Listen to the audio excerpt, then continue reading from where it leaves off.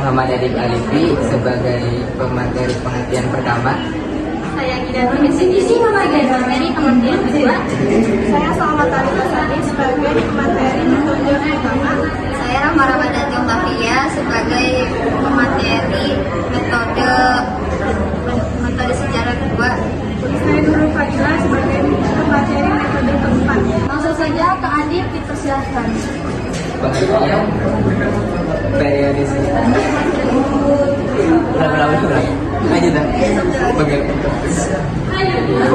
Pengertian periodisasi peradaban Islam adalah sifat ilmu sejarah yang mengkaji peristiwa dalam konteks waktu yang bermacam-macam. Menurut Profesor Dr.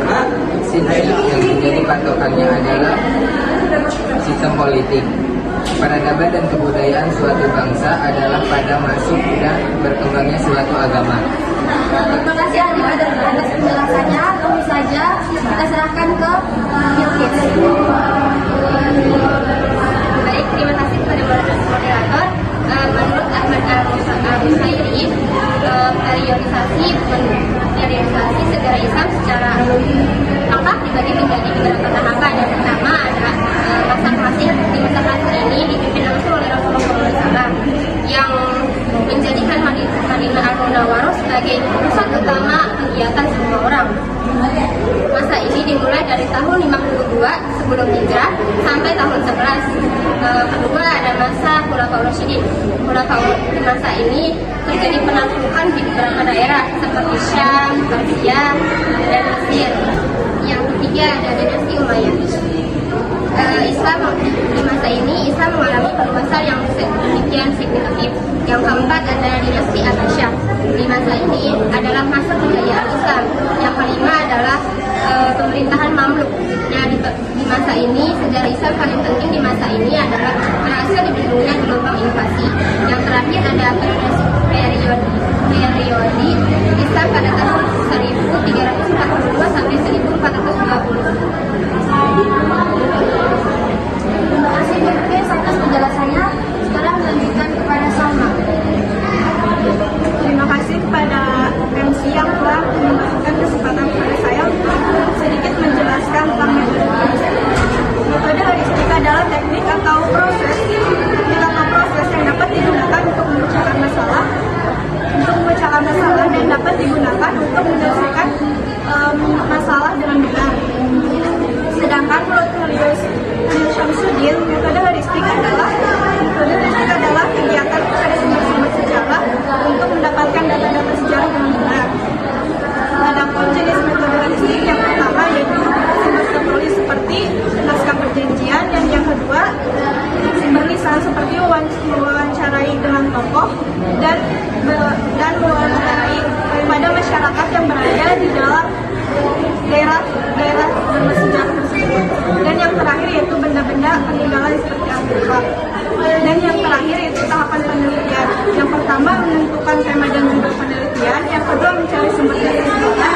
Yang ketiga mengunjungi lokasi peristiwa. Yang keempat mengkaji serta menganalisis sumber sejarah. Dan yang terakhir mengumpulkan dari hasil analisis sumber sejarah. Terima kasih Salma atas penjelasannya. Dilanjutkan oleh Rahma. Terima kasih kepada moderator yang sudah mengizinkan saya untuk menjelaskan bagaimana metode kritik.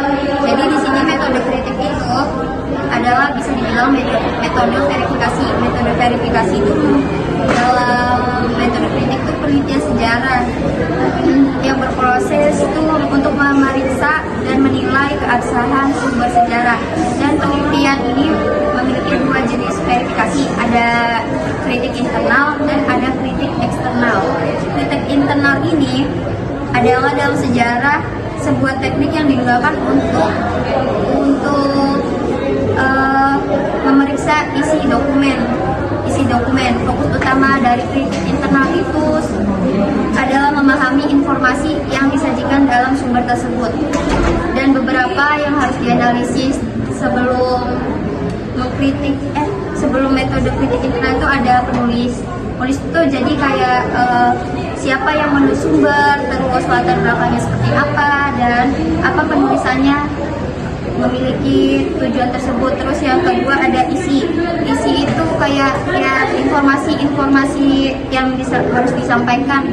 Terus yang ketiga ada kebenaran informasi itu kita berarti harus mencari informasi tersebut itu fakta atau enggak fakta dari sumber lain. Selanjutnya itu ada kritik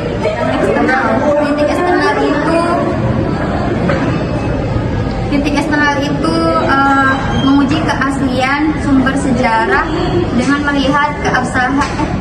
melihat bahan-bahan yang digunakan menyusun sumber sejarah. Jadi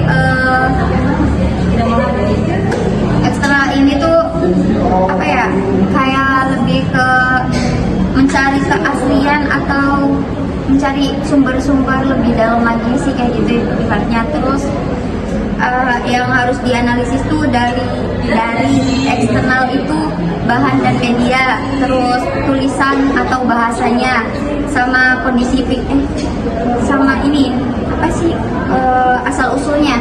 Jadi kayak lebih detail lagi sih kata mama kayak gitu. Oke, cukup segitu aja dari metode kritik. Terima kasih Rama atas penjelasannya. Oke, sekarang dilanjutkan metode 3, yaitu saya metode interpretasi. Metode interpretasi adalah proses menafsirkan dan memberi makna pada data yang dihasilkan dalam sebuah penelitian. Interpretasi yaitu ada 2. Yang pertama yaitu analisis, yang kedua sintesis. Analisis adalah data yang masuk dalam dikategorikan, manipulasi dan meringkas data. Untuk menjawab pertanyaan kritis, analisis hanya dapat dilakukan jika data dapat ditemukan dan digunakan dengan benar.